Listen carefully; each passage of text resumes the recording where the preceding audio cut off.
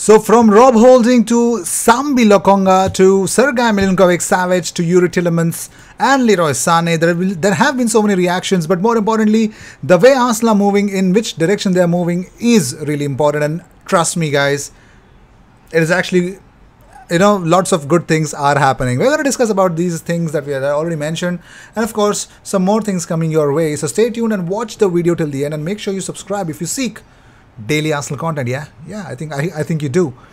So Rob Holding posted these images with the caption kit appreciation. So it's a banger of a kit, and everyone is saying that. When Adidas and Arsenal don't miss, man. There's only hits, no misses, baby.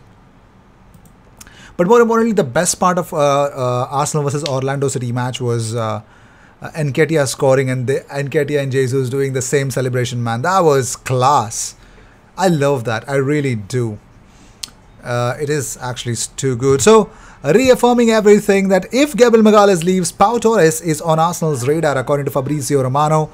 But here's the scenario. Arteta does not want or warrant the departure of any of the centre-backs. Especially Arsenal do not think that Gabriel is going to leave. So, let's just leave the topic of Gabriel leaving. Now, after seeing that, Saliba, I don't think so. He should be an untouchable in that position, in the centre-back role, because I don't see him not playing for Arsenal, man. The way he just doesn't commit, doesn't, let the attackers think twice, makes the attackers think twice and stops the attack. I think many people already said this on Twitter, but it does make sense that, first of all, I would want to say that Takahiro Tomyasu is injured, still recovering. Only 2 preseason games left for match fitness, so we'll see about that. But more importantly, if Ben White plays as a right back, makeshift right back, Zinchenko can play as a left back, because Tierney, the fitness levels right now is not that good. So Saliba, Gabriel, Benjamin White and Zinchenko, what a back four that would be, man. That'd be crazy, isn't it? Next level.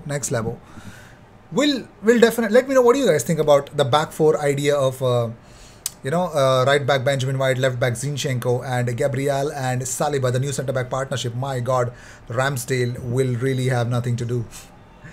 But that might be my exaggeration. I want to see how this works. Let me know what is your back four for Arsenal in the upcoming season. Who do you want in a back four to play?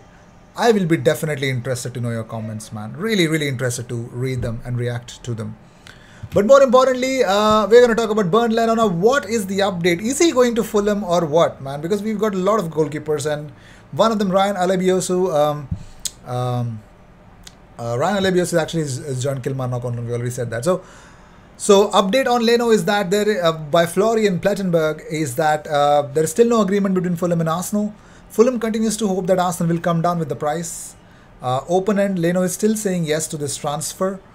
Meanwhile, Kevin Mbabu to Fulham is close to be done and in final stages. So, it is very interesting to see where this will go. But Arsenal need to ask less, which they are not going to. So, let's see how that will turn out to be. But here's an update.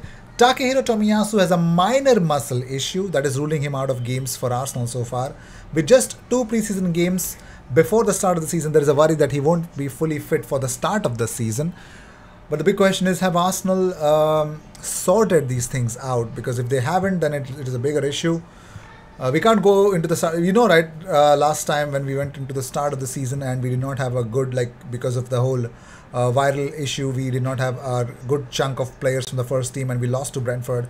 It was not a good stage to be in. So we would want to start the season in a very positive note. So I think we could do that. So Takahiro Tomyasu may not add value during the start of the season, but that is still a farce. He could actually. We'll wait. But moving on, Auba and Sambi Lokonga is here and is here to stay. What exactly is his best position? And according to James McNicholas, well, he says that we are trying to find where Lokonga feels comfortable, said Arteta about Lokonga, where he can develop in the best possible way. He's really comfortable playing in that position, the left 8, and we want to try and see what he can bring in that position. So, that was, in a much more advanced role, Sambi really excels. He's a different kind of a player, man. I don't know about you guys, but I think he's a different kind of a player who really balls and adds more to what it is. So let's see where that will lead us to. But here's a big update about Hector Bellerin. So according to Kike Marine, Bellerin has rejected several offers to go to Italy. If he finally has to leave Arsenal, Hector only wants to play in Spain, where he knows that Betis loves him.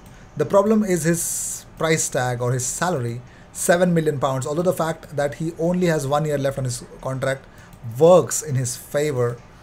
And probably he would go back to Spain, and probably I don't think so anyone has an issue with that. So also another update about James McNicholas, because he is really excited to see Leroy Sane back in the Premier League with Arsenal. Well, yes, there's an update, and he says, wow, Sane, I'd be over the moon with that, but I have no idea if there's any truth to it. When I first heard it, I felt Rafinha felt difficult and expensive, and I was right in the end. But Arsenal really tried, and maybe they would try for another player of that caliber. Sane, I don't know if before the injury, Sane was crazy. So I hope he finds his best form, because if he does, my God, that Sane is unplayable, man. So another big update about Tielemans, probably the same thing recycled all over again about Yerry Tielemans from Ben Jacobs. He says, and I think that Tielemans has a big decision to make, because he doesn't want to stay at Leicester. That is my understanding on the situation. And he'll have further talks reiterating that to Brendan Rodgers this week. Leicester would love him to sign a short-term contract and the transfer fee rockets up. But I think that in the same way that if another club outside of Arsenal bids for Tielemans, it will suddenly spark a flurry of bids from various people that are interested. So even now, like I've seen Nicolas Tagliafico going to Olympique Lyon. For someone who was linked with Barcelona, Manchester United, a lot of clubs, when Ajax burst onto the scene into the Champions League semi-final, and suddenly from there to go back to Olympique Lyon, I don't think so that's a step forward in your career, especially looking at the age of Tagliafico. So I think I personally understand that overstaying at a club does not make any sense. So Tielemans is right in picking up his future. Moving on, well, Arsenal want to add Serge Gnabry to the squad in this transfer window. But however, Calcio Mercato says that their bid to sign him has encountered two issues. There are two issues with this deal to happen. Number one, the midfielder is reluctant to change clubs and he's not excited about moving to Arsenal.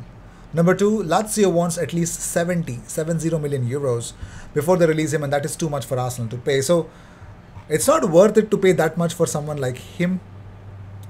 If I would want to reframe that whole situation. So that is the case. Let's see how things will turn out. Let's see. But Serge Gnabry, crazy stuff. The price tag would make a lot of sense. I understand, but let's see what happens. I'll see you in the next one. Do let me know what will be your back four for Arsenal. I will be waiting for those comments, man. I would be really waiting. Cheers.